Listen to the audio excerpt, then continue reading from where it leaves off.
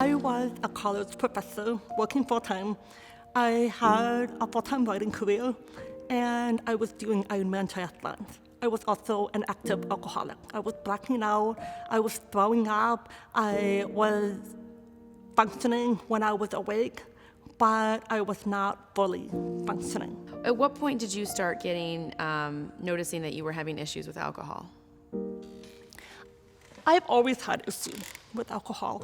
I remember my very first drink very clearly.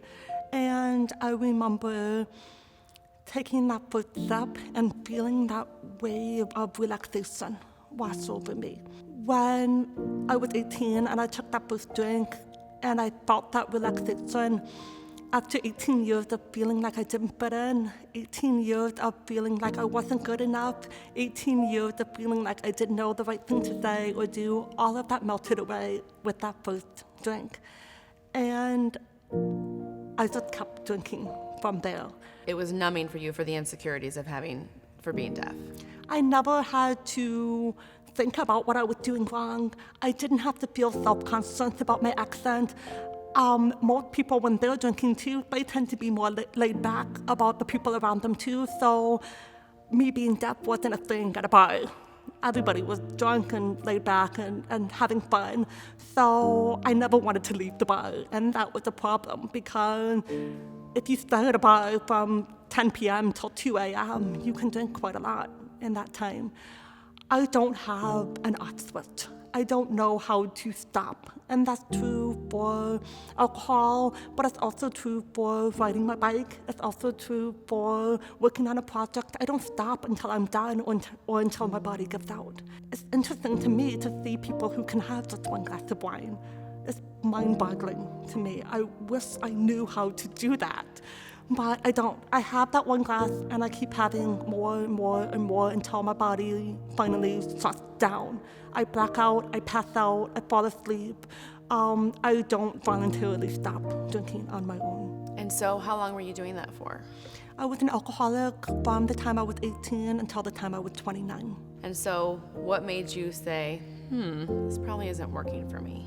One day I was drinking and I blacked out.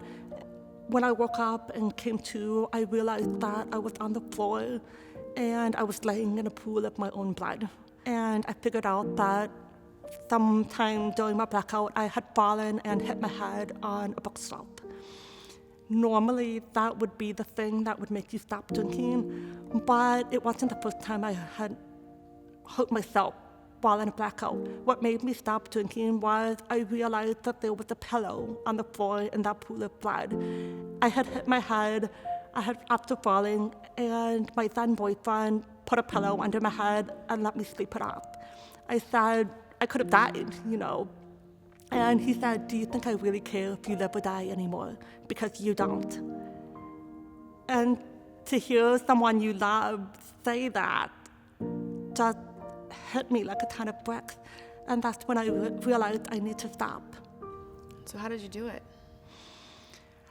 I told a friend who listened to me tell the truth about my drinking for the first time. I had lied for so long and so many years that to finally confess all of these things was terrifying.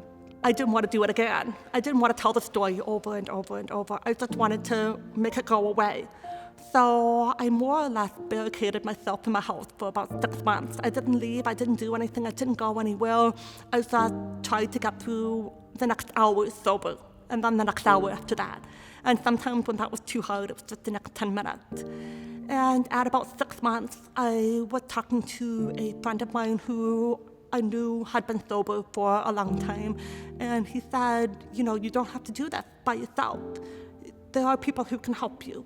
And that's when I went to my first Alcoholics Anonymous meeting. And I've been going back ever since. But when you started telling people your story and seeing that you weren't alone, what kind of difference did that make for you? Going to Alcoholics Anonymous was really special because I thought that I was going to be going in and nobody was going to understand me, nobody was going to know what it was like, and everybody there was going to be depressing and just like I thought it was going to be bums and such horrible people, right?